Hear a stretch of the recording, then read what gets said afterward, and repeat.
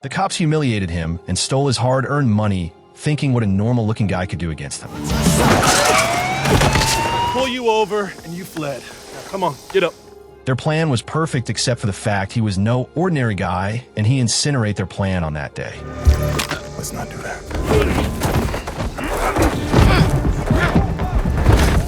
Welcome back to Jason Recaps.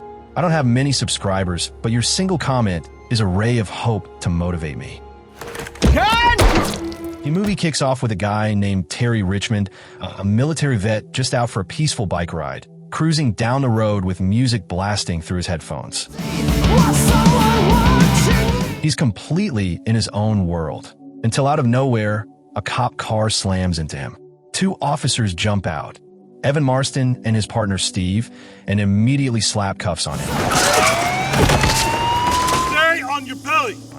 They claimed they were trying to pull him over, but he kept riding. Terry, totally confused, explains that he couldn't hear them because of his earbuds. But the cops aren't having it. They start grilling him, digging into who he is and what he's doing out there. Pull you over, and you fled. Now, come on, get up. Then Evan goes through Terry's backpack and finds a package. He politely asks if he can open it, but Terry shuts him down. I'm gonna check your backpack for any weapons. You can't do that. Not happy with that answer, the cops decide to bring in a drug dog to check it out. Evan says it'll take about an hour for the K9 unit to get there. Terry's in a rush and doesn't want to wait, so he gives in and lets him open the bag. What's this? It's not a weapon. I can get a K9 unit here. You can do that. How long is this gonna take? It'll come from the city, probably 45, maybe an hour. All right, you can search it. Once the bag is opened, they find a big stash of cash, like a serious pile. Right away, the cops start assuming it's dirty money, probably drug-related. A lot of cash you got on you. Well, drug currency is illegal. Terry insists it's not drug money at all. He says it's his own legit cash, and he needs it to bail out his cousin Mike, who's locked up. Steve counts it and says there's nearly $30,000. That raises even more eyebrows. They ask what Mike's in jail for, and Terry tells them it's just for having some weed, nothing major. Over $30,000, what your cousin in for? Possession. But it was just weed, and He also explains that only 10 grand is for the bail. The rest is for buying a truck so he and Mike can start a boat hauling business. The officers, still not convinced, say they'll let Terry go, but they're holding on to the money for now. We're gonna hold on to this money. They claim they need to investigate whether the money came from something shady. Terry tells them he sold his car and invested in a Chinese restaurant called Kinlong to get that cash, but the cops don't budge. Evan tells him he'll need to file paperwork, and if everything checks out, he can get the money back in 30 days. If he doesn't follow the process, they'll charge him with money laundering. I have you on felony evasion and conspiracy. Feeling like he has no choice, Terry goes along with it and walks away, frustrated but free. Terry grabs his bike and heads straight to the courthouse to try and bail out Mike. There he runs into a court clerk named Elliot. He tells Elliot the situation, his cousin's in trouble, and the cops just took all his bail money. it was the cops. They took my cash. Elliot tells him there's nothing he can do without the cash. On top of that, he drops more bad news. The local jail is undergoing renovations, so they're moving all inmates to the state prison soon. Our inmates are going. We're renovating the jail. Transferring my cousin to a state prison? His shift's over, so he's ready to leave, but Terry's desperate. Before heading out, Elliot introduces Terry to a colleague named Summer McBride. She's another clerk and also a law student. She agrees to listen to Terry and maybe help out. They end up grabbing drinks together, and during the conversation, Summer reveals something shady.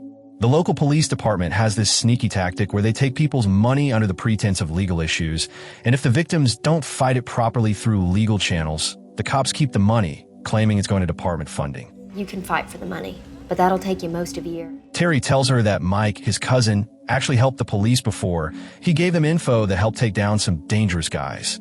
So if he ends up in state prison, where some of those people might be, it could go really bad for him.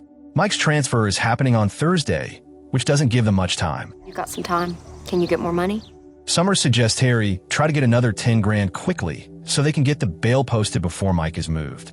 After that, they go their separate ways, and Terry makes a call to Mr. Liu, the owner of the restaurant he invested in. Liu agrees to help out and says he'll wire over the money within a few hours.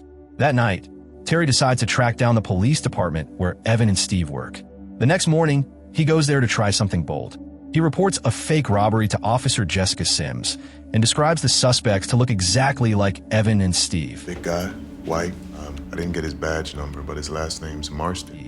His goal is to expose them, but before things can go further, Officer Steve walks in and immediately calls him out for making up a story. A false police report. Soon enough, the department chief, Sandy Byrne, steps in. You've been treated with more than due respect. Sandy defends his officers and tells Terry to get lost. Allow me to finish. But Terry doesn't back down. Instead, he offers a deal. They can keep the majority of the cash if they just return the 10 grand needed for the bail. All I wanted was the 10 for bail. You keep 26K and I disappear. The chief, clearly tempted, accepts the offer. Terry then asks if he can see Mike before the transfer. Sandy tells him to come by at 9 a.m. on Thursday. Come back here at 9 a.m. When Thursday comes, Terry shows up right on time, but the prisoner bus is already gone. Turns out, Sandy purposely moved the schedule up to avoid giving Terry the chance. We pulled up our schedule. Not willing to give up, Terry races on his bike, manages to catch up to the prison bus, and tells Mike to immediately ask for protective custody once he gets inside. Gotta request protective custody. After that, Terry goes back to Summer to update her. She meets him behind the courthouse and tells him she found something big: dirt on the officers. Not just them, the judge is also involved in the corruption. She tells Terry that if he can get the bail money to Elliot's desk fast, they might be able to pull off a move before it's too late. So Terry makes his way back to the police department once more. This time, he storms in and confronts Chief Sandy directly. He demands his money back. Man, I thought we had a deal. Well, that was the point, misleading you. And when things start getting heated, I got an acronym. Allow me to finish. Steve tries to step in. Any units on patrol? Yep. A scuffle breaks out, but Terry manages to disarm both of them. Let's not do that. He uses Officer Sims' handcuffs to lock them up, and then forces her to take him to the property room. Inside, they find loads of weapons and a huge stash of seized cash. Terry grabs only the 10 grand he was promised and leaves the rest behind to avoid further trouble. He empties Jessica's gun, hands it back to her, Their lives are in your hands. and tells her to pretend she's arresting him. That way, the officers outside won't shoot when they see him coming out. Jessica plays along and drives him out in Steve's car, dropping him off at a safe spot before putting out a report that Terry is now on the run. Terry rushes back to the courthouse and drops the bail money on Elliot's desk. Summer hurries off to get the judge's signature, but it's too late. The police have arrived and swarm the building. They arrest Terry on the spot. Instead of putting him in a holding cell, the cops take him down into the basement level of the courthouse, supposedly for a medical exam. But really, Evan brings Terry to Chief Sandy once again. They all pile into a car and take off. During the drive, Sandy finally lays it all out. He admits that messing with Terry was a mistake. Turns out, they ran a background check on him and realized he's not someone to take lightly. They stop at a hospital, and Sandy hands Terry the rest of his money, asking him to keep quiet and forget everything that happened. He warns that if Terry says anything, they'll charge him with multiple crimes, possibly enough to lock him up for 30 years. Before leaving, Sandy also drops a final bombshell. Mike was attacked in prison, and now he's being flown to this very hospital. Terry is devastated. Even though he's furious and wants justice, he knows he's cornered. He agrees to stay quiet. As a final warning, Sandy tells him to never come back to this town again. If he does, he won't make it out alive. Terry finally makes it to the hospital and goes straight to Mike's room, hoping his cousin pulled through. Sadly, it's too late. Mike didn't survive. The news hits Terry hard. He doesn't say much, just quietly asks Summer to give him a ride back to his own town. While they're driving, a patrol car starts following them. Terry gets a little nervous, but Summer tells him not to worry. It's her friend from the police, someone who's been keeping an eye out for her ever since things started going sideways. On the way, Summer starts talking about what's been going on lately. Apparently, Mike's case isn't the only one. Other people have had similar run-ins with shady cops. She tells Terry the system is rigged and something needs to be done about it. But Terry doesn't really want to hear it right now. He's angry, overwhelmed, and done with all of it. Before they part ways, he gives Summer his number in case something urgent happens and says goodbye. Later that night, Summer wakes up in a haze, feeling off. She realizes something's seriously wrong. Someone has broken into her house and drugged her. Then she sees something that confirms her suspicions, a magnet from a police department stuck on her fridge. That's all the proof she needs. The cops did this. She immediately calls Terry. He rushes over, breaks into her house, and finds her barely hanging on in the shower. She's alive, thankfully, but shaken. Summer tells him she's okay physically. The drug they used was one she used to take back when she had addiction problems. Years ago, she lost custody of her daughter because of her drug history. She's finally earned back the right to see her. But if the system finds drugs in her again, she might lose her daughter all over again. Terry tries to calm her down and tells her to go to work and act like nothing happened. The next day, things get worse. The judge she works for asks to see her and insists she take a drug test. Summer realizes the judge is in on the cops' game. She gives the test, but breaks down, knowing she might have just lost her chance to stay in her daughter's life. Meanwhile, Terry ends up face to face with Officer Steve again. Steve's got backup and blocks off the road, trying to corner Terry. Pretending to cooperate, Terry lets them get close, but then Steve shoots him without warning, punishing him for coming back into town. Wounded but not out, Terry fights back, tossing Steve before escaping into a nearby field. Injured and on the run, Terry abandons his ride and sneaks over to the Chinese restaurant he co-owns with Mr. Liu. He calls Summer and asks her to bring him some burner phones.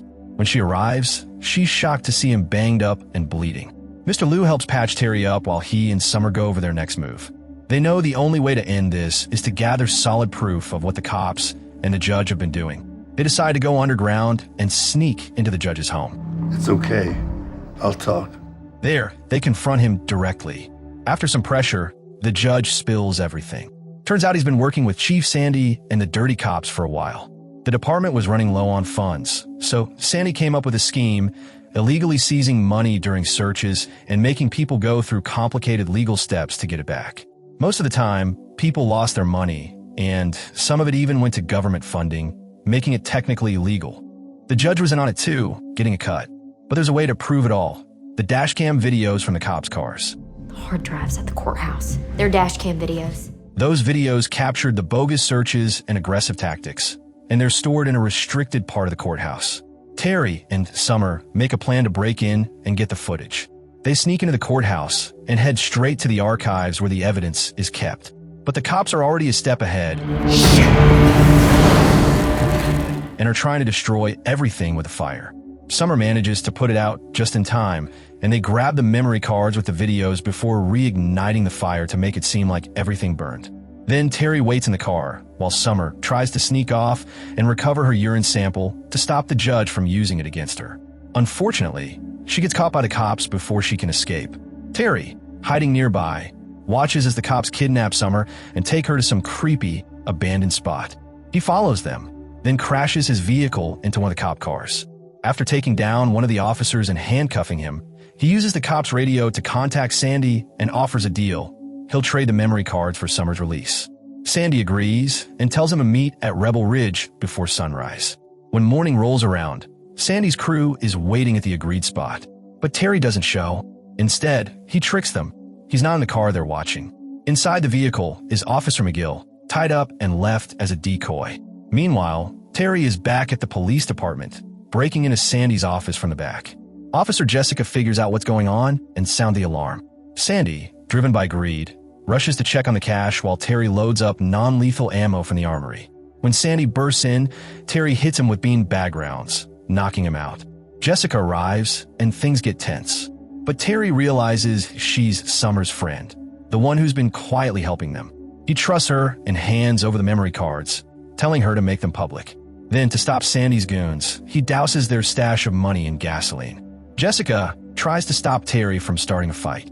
She doesn't want any more bloodshed, so she escorts him outside. But Steve shows up, smashes the memory cards, and brags that they've knocked out Summer, meaning there's no one left to testify. Suddenly, Officer Evan has a change of heart. He steps in to defend Terry. Guns are drawn all around. Sandy shoots Evan in the leg and grabs his weapon.